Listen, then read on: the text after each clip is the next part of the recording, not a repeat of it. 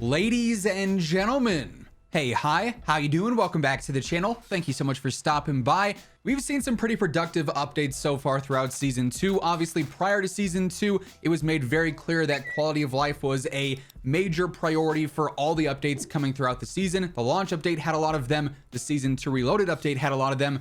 But we're not done yet. There's still several things in Warzone that could definitely be improved and upgraded and fixed. And with Season 3 now on the horizon, we actually already have some pretty solid information on some of the changes and some of the updates and fixes that'll be coming with that update. And today I wanted to break all those down as we go through them all. If you enjoy the video at any point, let me know by dropping a like on it. And if you're new here or if you have not already subscribed yet, every single day I got you covered with all things going on in COD. So feel free to hit that sub button, turn on those post notifications. That way you can guarantee you are always up to date. So for what it's worth, Season 3 is currently still at least a couple of weeks out. As of right now, according to the Battle Pass countdown timer, we're looking at around an April 26th launch date. If you go in and you plug in the countdown that's on there whenever you're watching this video or whenever you hop onto the game next, that's the date it comes down to. As we've seen many times in the past at this point, that date, that timer is not always correct. They could easily delay it by a couple of days, by 12 hours, by a week. So until we have an official announcement from COD in a couple of weeks time, probably around mid-April, saying, yeah, Season 3 is dropping on this exact date on April 26th or April 28th, then obviously we'll know for sure when the season is dropping. Until that happens, right now we just have that estimated time frame of around April 26th. Of course, as we gain any new information on that in the coming weeks, I'll be keeping you guys updated right here on the channel, so stick it here for that. But I just want to throw that out there. As of right now, that's the time frame we're looking at for this update that is going to include quite a few substantial updates, both in terms of content per usual. As always, with any new season, we're going to see the standard stuff, including a new battle pass, all 100 tiers there. That'll have a couple of new weapons in it. We'll have some other weapons drop in season. We're going to see some new operators, some new multiplayer maps, likely some more map changes, maybe between Caldera and Rebirth together, because obviously Rebirth has really become a main focus and a main priority for the devs as well. That's all the usual stuff. That's to be expected. We have more detailed stuff though on actual fixes and actual updates. That's what I want to focus on here today. So all this information is stemming from some of the various calls that I've had the opportunity to sit in on with some of the Raven devs. One took place prior to Season 2, one took place prior to Season 2 Reloaded, and in each of those they talked a little bit about Season 3 and what to expect in terms of some updates and some fixes and changes coming to the game with that specific update. So the first one they talked about a while back is fixing various world traversal issues, and this can relate to a lot of things. For what it's worth, they didn't go super in depth on a handful of these issues. Other ones they went a little bit more in depth on, but they didn't go super in detail with this one. So like I said, this could be open to interpretation, if you will. World traversal issues. As of right now, there are a lot of issues still on the map when it comes to climbing and trying to mantle up certain rocks and get up certain areas of the map. With Caldera, they made a big emphasis. Hey, it's going to be way easier to navigate around hills and mountains and climb up things, because as we know, back on Verdansk, it was a whole ordeal. Trying to climb up a simple rock sometimes would be nearly impossible. Our characters just are not good at holding on to rocks or ledges, apparently. It was a big issue back on Verdansk. In certain areas, it definitely is better on Caldera, but it is far from perfect. There are many instances where I'm like, I am physically taller than this rock.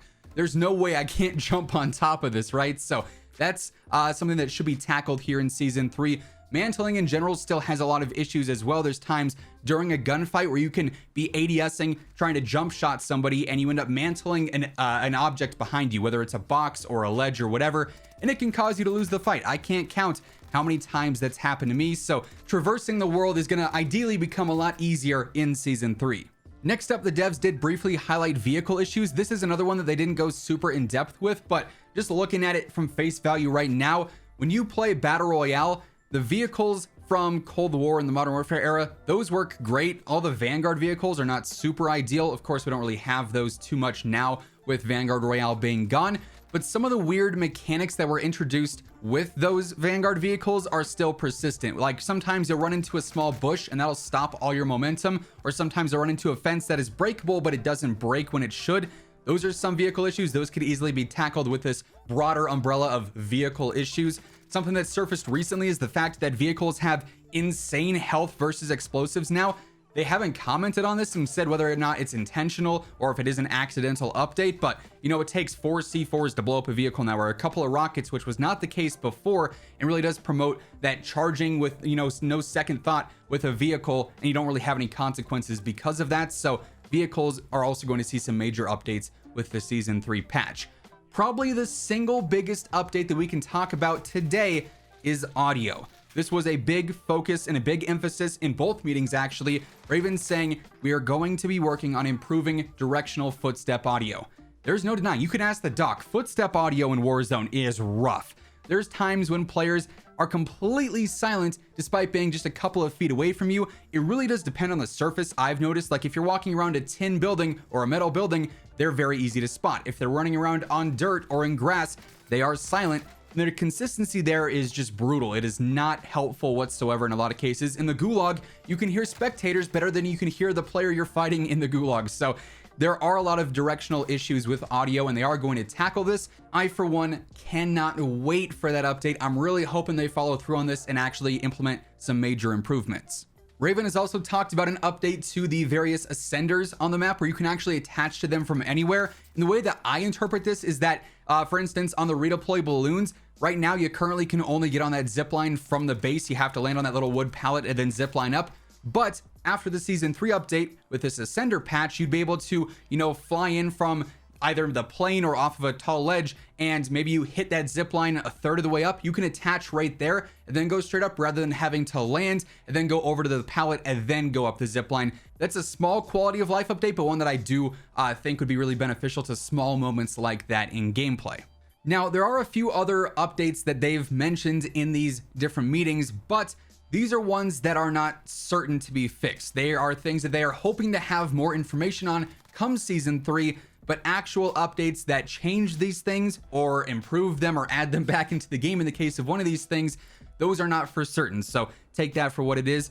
Aim assist consistency. This is something that was talked about multiple times in these meetings. Basically, aim assist up close is very strong, as it should be. You know, PC players with their mouse and keyboard can flick like crazy fast.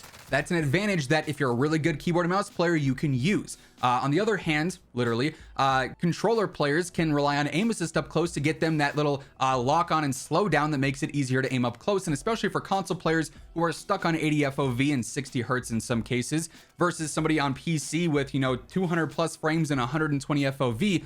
Aim assist is what balances out those close range fights in some cases. On the contrary, for long range, aim assist does not kick in as much or shouldn't kick in as much, and PC players can be a lot more accurate and precise with their aim over range.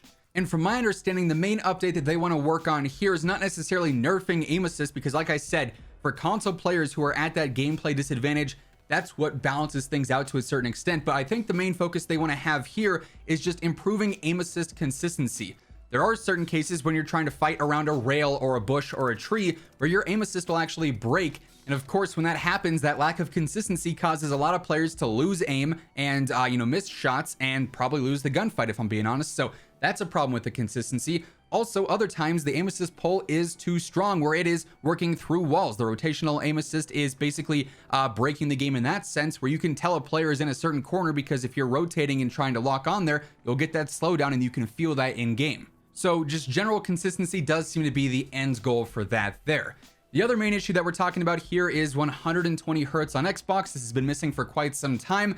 It still does rely on Microsoft to fix things on their end, to have the exception for Warzone not being a next-gen game.